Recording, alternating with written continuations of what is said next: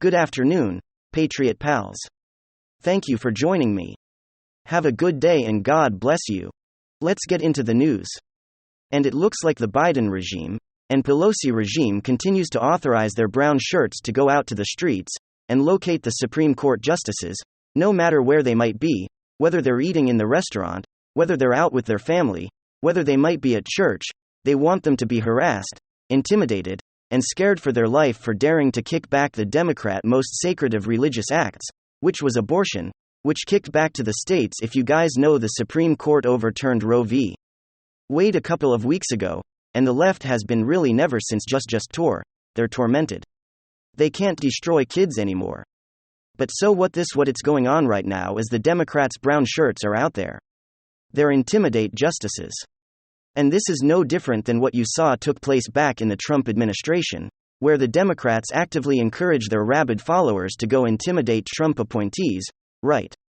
Go find them. If you find them, you push them back, and you let them know they're not welcome here. Mad Max and California species, yet they ran off. I believe it was Sarah Huckabee Sanders when she was press secretary from the Hen House, is that the restaurant in Virginia, I believe it was, they ran her out there. They actively sought out people who were affiliated with Trump. And of course, they did this even during the most peaceful summer of love riots, where they found people like Rand Paul and tried to assault him on the streets after the GOP convention, right, the Republican National Convention, where Trump had accepted the nomination. And this is what they continue to do. This is no different than the tactics that other third world regimes use in order to intimidate judges. And here, it says DC Antifa group offering reward for locations of conservative Supreme Court justices. Somebody's going to get hurt. This is the same type of tactics they've used. And anytime this tactics could be used against their own justices, right, and they'll obviously label those individual terrorists. They won't label these guys terrorists because they're doing what they're told. So a DC-based Antifa group is offering a reward for tips on locations of the server's Supreme Court justices who voted to overturn Roe v. Wade.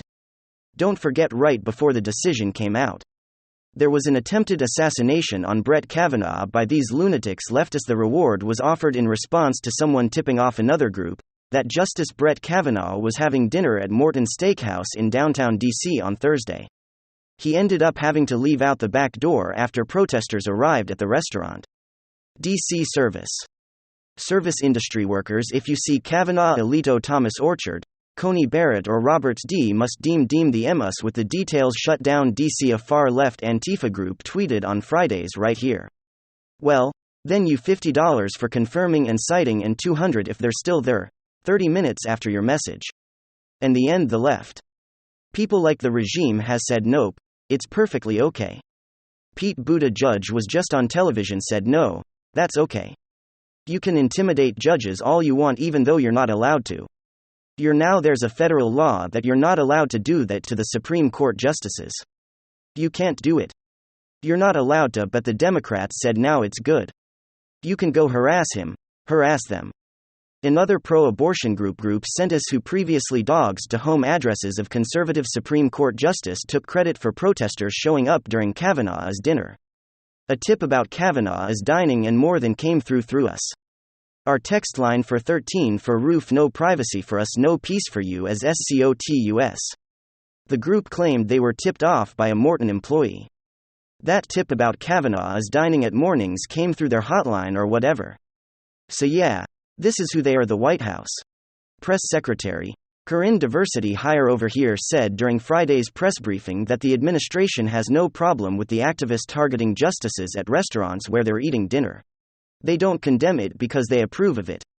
This is why nobody spoke out against the attempted assassination on Kavanaugh from the left wing. Even these individuals, Korean Diversity Hire of your, never said anything about it. These people continue to go out and do this. Jen Psaki says Biden has no position on the abortion activist protesting a map, posting a map on home addresses of Supreme Court justices. This was back in May. These people will do whatever it takes, even if it leads to harm on the Supreme Court justices. This is who they are.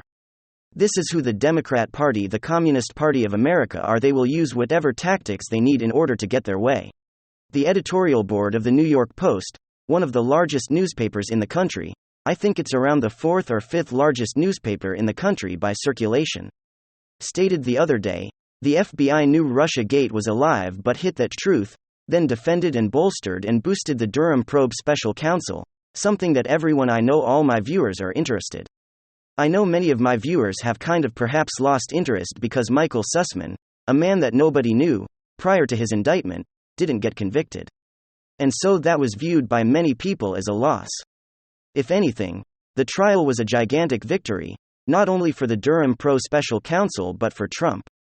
For anyone who wants to find out why, and how half the electorate believed at one point that Trump was installed by the Kremlin. Okay, this was the biggest lie of all time.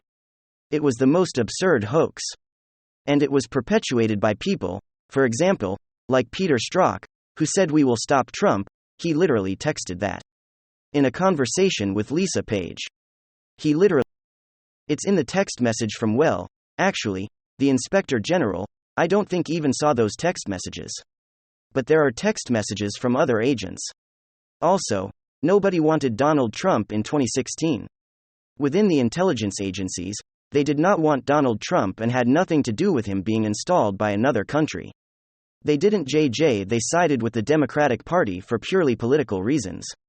They perhaps didn't like his foreign policy. They perhaps bought into the media hysteria, who knows? But it wasn't because he was a threat to democracy. There was compromised or he was compromised or there was nothing like that. The Mueller probe special counsel found nothing, like literally nothing. Any rebuttal? Well, what about this suspicious thing? Well, it did. Nothing was used in a court of law against Trump. They couldn't find Trump guilty of any crimes. During the Mueller probe special counsel, they couldn't find Trump guilty with any crimes with Stormy and Avenatti. Avenatti is now in prison, or Michael Cohen. Who actually Michael Cohen? That was before he flipped, but they couldn't find Trump guilty of anything with his tax returns. New York prosecutors have his taxes. They haven't found anything. Okay. The system goes after people like Trump, and like Bernie Sanders back in the day before they realized he was just basically a tool, the Democratic Party. Right when after Tulsi Gabbard accused her of being linked to the same country, Democrats always blame for everything. But if you don't abide by the mainstream sensibilities or viewpoint on things, so that's why like Mitt Romney is never going to be investigated. The two sides of the same coin, Mitt Romney, Hillary Clinton, Paul Ryan, Chuck Schumer, same people, Trump is completely different. Does he say things that are a little bit out there sometimes? Yeah. But did he accomplish great things? He absolutely did. The Doha Agreement, he reversed U.S. foreign policy. That would never have happened with Mitt Romney, or Clinton, or any Democrat, or, Rhino Republican. They would never have happened. That's why people vote for Trump, and they also realize that's why I voted for Trump. He brought Americans home from never-ending counterinsurgency conflict and the longest-running war in American history. He negotiated the deal to bring Americans home. Biden reluctantly followed through, but only after the May 1st, it was a May 1st, 2021. Withdrawal. That's what was negotiated. And Trump negotiated that the Abraham Accords. He was the first president to step foot in North Korea. He did. He tried his best despite his own government turning against them. And media and intelligence officials. He's literally the antithesis of a tyrant. You'd have to be completely ignorant of history to think that Trump was a tyrant. Tyrants and authoritarians have full control of media like the Democratic Party does, and intelligence services like the Democratic Party does, and Hollywood music industry. So this is the control of all of these industry trees and public relations and state security services and or government agencies. That's the Democratic Party. You have loyalists like James Comey would side with the Democratic Party.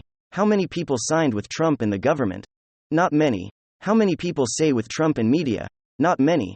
How many people say with Trump and Hollywood or the music industry or corporations out there? Okay.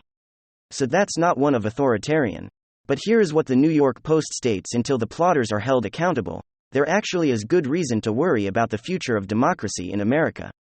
At this point, it's up to Durham to expose this unprecedented abuse of power for nakedly personal partisan ends, though Congress may help. Though Congress may help out once Democrats no longer run it. There you go. That's what I've been saying. Of course, most media have no interest in sharing the truth. They want Pulitzers and endless clicks from hyping Russiagate, using it to kneecap a presidency they despise. And the New York Post journalist in New York Post, the publication, the newspapers should have won a Pulitzer Prize. Their Daily Mail journalist should have won Pulitzer Prizes. And that's the thing I mean, you have two ways of looking at things, and then there's the Danchenko trial.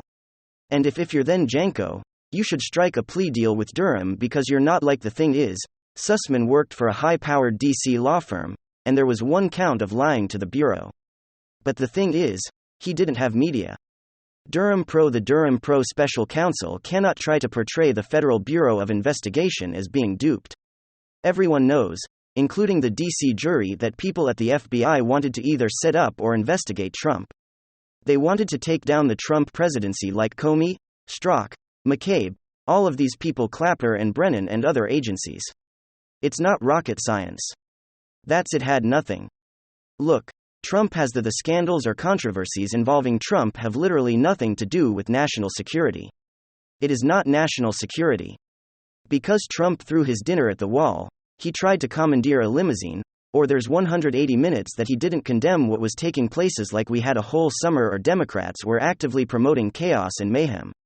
And yes, I agree with the cause. But there was $1 to $2 billion, actually more than that, but uninsured property damage, 19 lives lost. And there's arson and churches being destroyed. Now Liz Cheney doesn't care. Adam Kinzinger has said nothing. They don't care at all. After the Dobbs decision, the Supreme Court, there was, pro-life centers and churches vandalized, many destroyed throughout the country.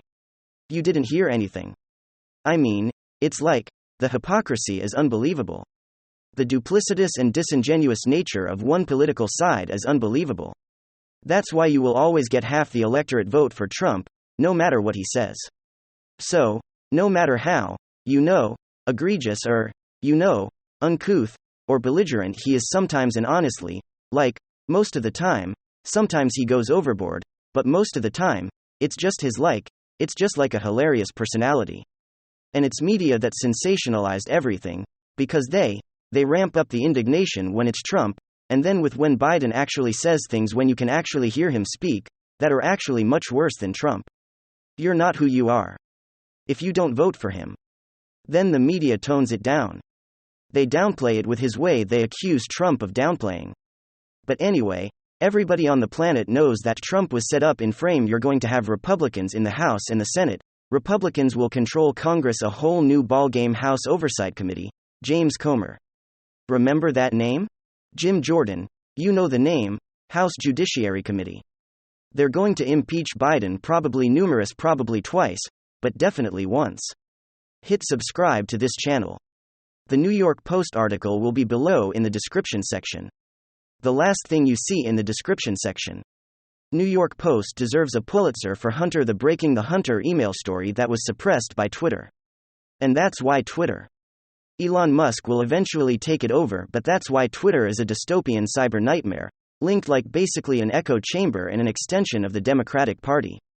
Thank you for always watching and subscribing to the channel. Every channel subscribe.